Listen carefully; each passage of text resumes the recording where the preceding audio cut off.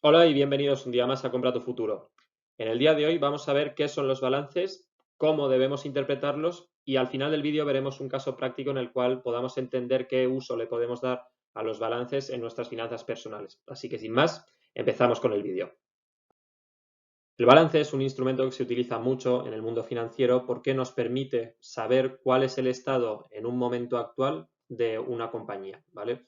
Entonces, esto para que lo podamos entender es un instrumento que está dentro de las cuentas anuales que publican las compañías anualmente, ¿vale? ¿Y por qué es un instrumento que es muy útil de cara a los inversores? Porque nos permite no solo saber el patrimonio, digamos, el estado patrimonial de una empresa en un momento concreto, sino que además podemos compararlo con otros balances. Por ejemplo, imaginemos que si todos los años tenemos un balance de situación, podemos coger, compararlos y ver cómo ha ido avanzando la empresa, en qué se ha ido focalizando, por qué vale hoy más o vale menos que hace un año, ¿vale?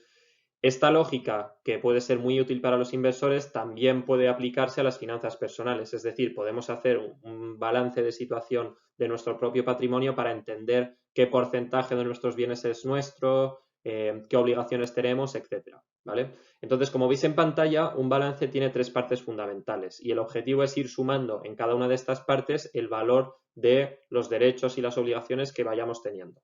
Entonces, dentro de los activos van a integrarse todos los bienes y derechos que tenga una compañía o una persona en el caso de que hagamos nuestro balance. En la parte de los pasivos tendremos todas las obligaciones que tiene una persona o una compañía. Y la diferencia entre los dos, es decir, lo que tengo versus lo que debo, esa diferencia, si es positiva, es mi patrimonio neto, ¿vale? Es lo que es mío o es lo que sería de los accionistas en caso de tratarse de una compañía. Vamos a ver a continuación un caso un poco más detallado de un balance de situación. Muy bien, ahora que tenemos una imagen un poco general de lo que son los balances y de los dos grandes bloques en los que se diferencian, vamos a entrar un poco más al detalle y vamos a ver cómo cada uno de esos dos bloques también se divide a su vez en más, ¿vale? En nuestro caso, en los activos, como podemos ver, se dividen en activos fijos y en activos corrientes y los pasivos tienen una clasificación igual, ¿no? Entonces, ¿a qué responde esta clasificación? Pues los balances, lo que ocurre es que se ordenan, las partidas de cada balance se ordenan en función de lo líquidas que son. Esto puede parecer un poco difícil de entender, pero vais a ver que es muy sencillo. O sea, si tengo, por ejemplo, una máquina y tengo dinero, la máquina va a ser mucho más difícil de convertir en dinero, con lo cual quiere decir que es mucho menos líquida o que es menos liquidable, ¿vale? Sin embargo, el dinero, como ya es líquido, es decir, que lo puedo convertir en dinero porque ya es exactamente eso, ¿no? Desde un primer momento, entonces es un bien mucho más líquido que la maquinaria. Y la clasificación que veis entre activos y pasivos es exactamente esa. Si tengo un activo que es fijo, es decir, si tengo un activo que es difícil de traducir en dinero, entonces estaremos hablando de esta parte del activo en la cual es un activo muy poco líquido, ¿vale? Y sin embargo el activo corriente funciona de la otra manera. Pasivo fijo y pasivo corriente es exactamente la misma clasificación, ¿vale? Entonces, dentro de los activos fijos vamos a tener todos esos elementos que son difíciles de convertir en dinero o que son poco líquidos, ¿vale? Que pueden ser los bienes materiales o inmateriales que se denominan, ¿vale? ¿Por qué? Porque dentro de aquí tenemos, por ejemplo, las patentes, las marcas, etcétera, que esto supondría dentro del activo fijo los bienes inmateriales y dentro de los bienes materiales en los activos fijos tendremos la maquinaria, las instalaciones, las oficinas, etcétera, ¿vale?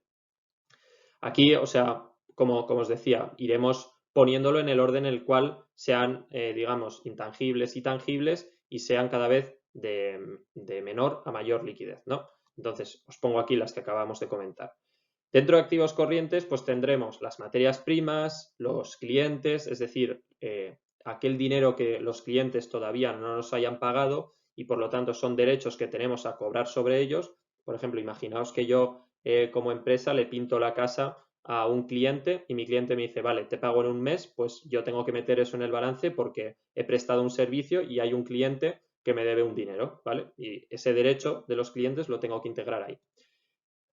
La parte más líquida, como os adelantaba antes, que es la caja, que es el dinero que tiene una empresa, está al final dentro de la parte de los activos. Y si os fijáis, esta clasificación que os pongo, que es muy básica, pero para entender un poco la lógica del balance, el orden acaba siendo de menor a mayor liquidez, como os adelantaba. ¿vale? Y todo el bloque de los activos, si también os fijáis, son bienes y derechos que tenemos por parte de una compañía, por parte de una persona también podría ser, ¿vale?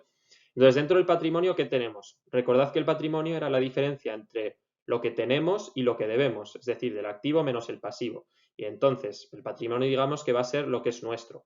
¿Qué hay dentro del patrimonio? Pues los beneficios del año pasado, por ejemplo, en caso de que existan, o unas reservas que nos hayamos, digamos, dotado hace un par de años porque así lo hayamos querido, ¿vale? Y ese dinero no es que se lo debamos a nadie, ese dinero es nuestro, ¿vale? Entonces, dentro del pasivo, vamos a entrar ya al pasivo fijo, que son, aquí digamos que es más difícil clasificarlos entre líquidos o ilíquidos, pero la clasificación va entre corto y largo plazo, ¿vale? Entonces, dentro del pasivo fijo tenemos todos esos pasivos que son a largo plazo, ¿vale? Que son obligaciones que tiene la empresa, pero que no son inmediatas, entre comillas.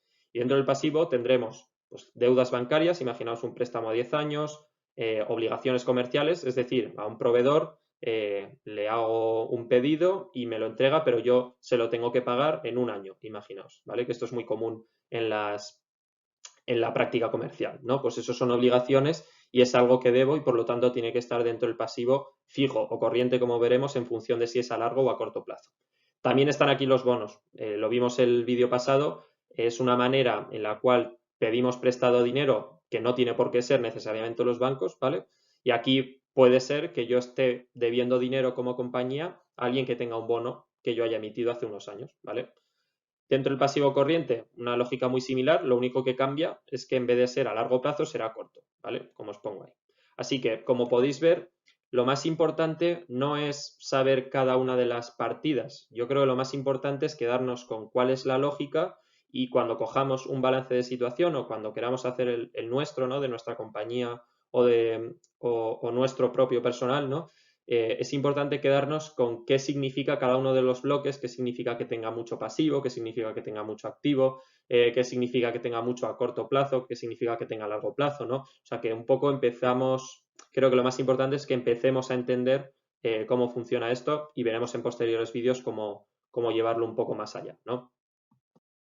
Ahora que hemos visto cómo funcionan los balances y qué lógica hay detrás de ellos, vamos a hacer un pequeño caso práctico en el cual entendamos cómo funciona dinámicamente un balance, ¿vale? Entonces he escogido un caso de finanzas personales porque creo que es mucho más fácil, pero en posteriores vídeos veremos cómo interpretar los balances de una empresa que esté cotizada, ¿vale? Y cómo decidir si invertir en ellas o no, ¿vale? Pero esto es algo mucho más avanzado, así que primero quiero ceñirme a este caso. Imaginaos que acabo de empezar a trabajar y con los 1.000 euros que gano en un mes, cojo y los meto en el banco. ¿Cuál es mi balance en ese momento? Pues en ese momento tengo 1.000 euros en la parte del activo que se corresponden con mi patrimonio neto. ¿Por qué? Porque no hay pasivo. Entonces, el activo menos un pasivo que es cero hace que se corresponda, ¿no? El dinero que tengo en la cuenta con lo que es mío, con lo que es mi patrimonio, ¿vale? Ahora, imaginaos que se me antoja que quiero comprar un coche de 9.000 euros. ¿Qué ocurre? Que yo integro en la parte de mi activo a los 1.000 euros que tenía, le tengo que sumar los 9.000 que vale ahora el coche, ¿vale? Entonces, en la parte del activo tengo 10.000 y en la parte del pasivo, ¿qué ha ocurrido? Que yo, como no tenía ese dinero, lo he tenido que pedir a un banco. Y entonces el crédito que me ha supuesto el banco lo tengo que integrar como una obligación que tengo dentro de mis pasivos. Si os fijáis, que yo haya comprado un coche no cambia en nada mi riqueza, es decir, no cambia en nada mi patrimonio, porque el activo menos el pasivo me da ese valor de la riqueza y sigue siendo exactamente el mismo a la primera situación que os planteaba. Esto es muy importante. O sea, tened en cuenta que muchas veces cuando una persona se compra una casa o se compra un coche, piensa que por tener el poder sobre él, es decir, por poder usarlo, por tenerlo siempre a tu disposición, etcétera, que eso ya es vuestro, ¿no? Y sin embargo, eso no es verdad, porque tenemos que ver cuál es la contrapartida de que ese bien haya entrado en nuestro activo, ¿vale? Y es importante también para ver hasta qué punto es sostenible. Es decir, si compramos una casa en la que el 90%, que ya os digo yo que no os van a dejar financiarlo así, ¿no? Pero imaginaos que el 90% está hecho con un crédito bancario, pues entonces esa casa es muy poco vuestra, ¿vale? Y es muy probable que si algo va mal, el banco tenga que ejecutar esa obligación que tiene frente a vosotros bueno, ese derecho en su caso, ¿no? Para recuperar el valor de la casa. Por eso es muy importante que entendamos cómo funciona este juego, ¿no? Entre activo, pasivo y patrimonio neto. Vale, ahora vamos a seguir con el caso. Imaginaos que ahora ya me he cansado del coche y veo que hay una persona que está súper interesado y que está dispuesto a pagarme 10.000 euros, ¿vale? Es verdad que esta situación no es muy común, ¿no? Pero imaginaos que se da, ¿vale? Entonces, vendo el coche. ¿Qué ocurre? Que el coche sale de mi activo, pero han entrado 10.000 euros que me ha pagado esa persona que me ha comprado el coche, ¿vale? Entonces, en la cuenta corriente ahora he pasado de tener, en vez de 1.000 euros, a tener 11.000, ¿vale? ¿Qué ha ocurrido con el crédito del banco? No lo he tocado, no lo he cancelado y por lo tanto sigue presente, ¿vale? Es una obligación que yo tengo todavía frente al banco.